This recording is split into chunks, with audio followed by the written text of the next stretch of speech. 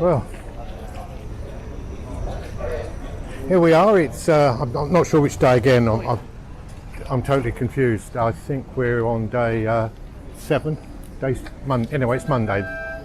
We arrived a week ago. We're in a queue to get into the Air and Space Museum. This is the one inside the town. Apparently the highlight of the museum is going to be the Wright brothers aeroplane. I'm not sure if it's the original one or it's a make-believe one, but it's going to be interesting. So anyway, here we go. The queue's moving very quickly. It is 10 o'clock, so that's not too bad. So we're just going to join in and join the queue and have a look at the Aerospace Museum.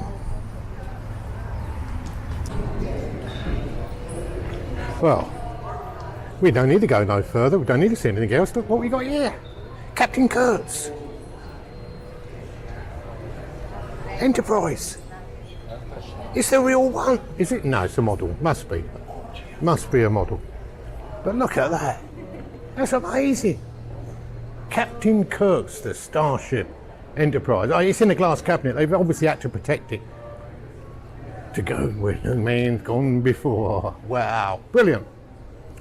And then up here, we've got a really big, and I mean takes up half the wall of the moon landing. A picture. Let me just bring him in. Look at that. That is. It's obviously been superimposed and it's been made because he wouldn't have had all those bits on it. And then, so you've got.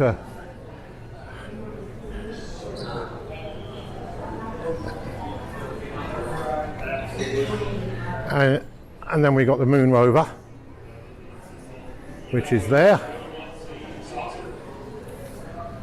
And of course, what was it called? You know, you forget all this, don't you? But mind you, it was 1969. How many years ago was that? You know, it's half a century ago. I forget what the moon lander was called.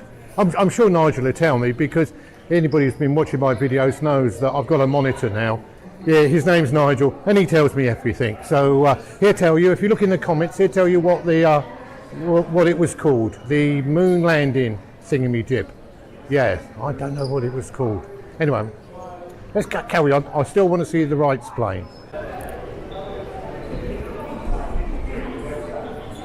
Well, we're up on the first floor now of a very reduced in size Air and Space Museum due to the redevelopment works that are going on. But there's still lots to see. We've got a 747 over here. I don't know if you can see it, 747. It's only the front bit, and you go in and have a look in the cockpit and everything else. And they've got all these aeroplanes hanging from the roof, which is, I'm sure that's a Diathlon, whatever it is, American Airways. There it goes, look at that. That's quite impressive. I presume, I'm not sure if these are actually real planes that are hanging up here, or whether they're, I think this is one of the first commercial aeroplanes. I remember, wasn't it a DC-3 or something? It's blowing my mind away. This is all these aeroplanes here. And then we've got another little thingy down there.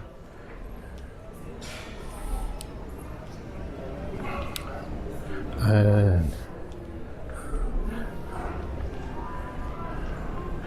this is a crop sprayer, wasn't it?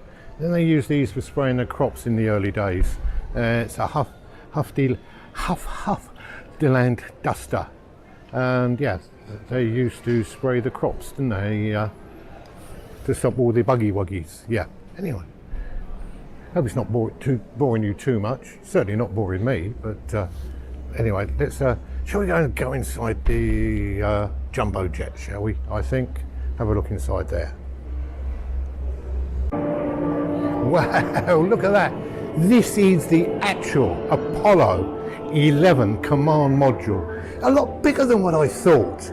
Yes, it didn't look as big as that when we saw it on the telly back in whenever it was, 69. And this is the actual one that went all the way around, because it was the command one. This one never landed on the moon. Obviously, the people just stayed in there, and the other one went down to the moon and it came back. But this is the one. Let's have a look at the underneath with the tiles on it to stop it burning up as it came back in.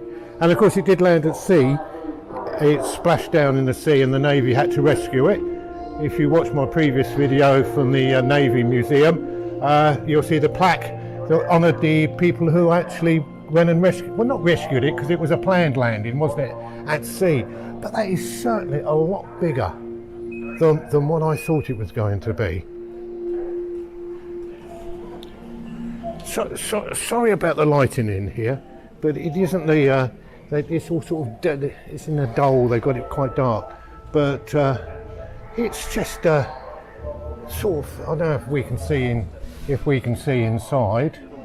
I don't know if you can see inside there. I'm lifting the camera up as far as I can get it to see inside the capsule. It's very Heath Robins-y, but there you go. That went round the moon and came back again. Brilliant. Well, we're up on the gallery now, overlooking the display we've just left. I've got a few satellites hanging from the ceiling. I'm not quite sure which ones they are and what they are, but I'll have a look in a minute. And we're looking down at the command module, which is just down below us in its glass cabinet, being well looked after, and that's where we was. But this is just a wonderful display. And then over here they've recreated the bottom of the Saturn rocket, which is the rocket that took the Apollo moon landing all the way to the moon. And they've got 3 engines here. Well, they've made it look like 3 engines. I'm sure it did have 3 engines on the bottom, but yeah. We've got the engines here. I'm going to have to go to Space Kennedy Center now and have a look at the real rocket, which apparently they've got there. This is well, I could spend all day here, but I suppose I should really now go and find the wife and find out what she's looking at. So we've gone really to the modern, first of all. We've gone up to the I think it's all the bits and pieces they took with them, sort of medicine kits and all the tablets. Look, just like my tablets I bought on holiday. Wow, look at that. I even took a knife just in case they met an alien. I'm sure they didn't, but if they did meet an alien, we got a knife as well. What a great display. Hey, we're going into the hall now that is dedicated to the Wright brothers. Yeah, I think so. Hopefully by the end of this little section we'll know more about the Wright brothers than the Wright brothers knew. And here they are, Wilbert and Orville, the Wright brothers. They're sat there quite happily, and as you know that they didn't decide they were going to design aeroplanes, because before they started designing aeroplanes they made these things. Yes, they made bicycles, and then they went from bicycles into flight, and here they are, the Wright brothers. Not the real ones, just bronze cast thingies. Well, there you go. It says so on this sign here. If you want to read it all, just pause the video. But this is the actual real Wright Flyer. It's not a reproduction, it is the original one. But the actual canvas, or the linen that covers the airframe, was actually replaced in 1985 by the museum, because apparently the old one began to rot. But this is the actual Wright's Flyer, and as you can see, when they actually flew the plane, they didn't sit in it, they laid down next to the engine. So the actual engine was on one side and their body was on the other, and that would sort of counterweight the weight, so it was level, and that's how it flew. And believe it or not, the propellers are behind at the back. Yeah, so they're not in front, they're actually behind him. Yeah, and that's how it flew. And this is the actual plane. It's not a copy, not a reproduction. Is the real plane. And here it is. And there is, I'm not sure who flew in it. Was it Wilbur or I forgot the other one's name now. Go back to the beginning of the video, it'll tell you. So I'm not sure which Wright brother flew the plane. It's bound to tell me somewhere, isn't it? And there it is. Didn't even wear a crash helmet, he just wore a cloth cap. It's quite big though, isn't it? Anyway, let's we'll go round and start looking at some more bits and pieces. And this is how they started to do their experimental on flying and developing the wing. Was in fact they used a kite system, and they flew a kite. And here we slightly have a model of the kite there. But better than that, we actually have the real kite, a real full-size model of the kite that they flew to test the principles of this dual biplane wing, which is up on the ceiling there, which we can see. And that's how they tested the principles of flight and the dual wing and this tail fin thingy that they got stuck out the back. Very, very interesting, isn't it? And here it goes. If we can see the picture on the wall here of this model with somebody when they're testing it as a glider, so to see if it would actually fly with a body on. But unfortunately, if you actually look here on the side here, not all flights landed successfully, and there was the principle of the laying down of the body in the plane.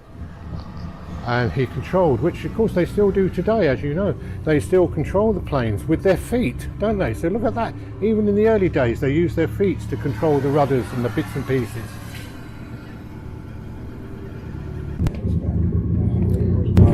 Well, we're at another part of the original plane. If you can read that sign, it'll tell you all about it, save me reading it to you.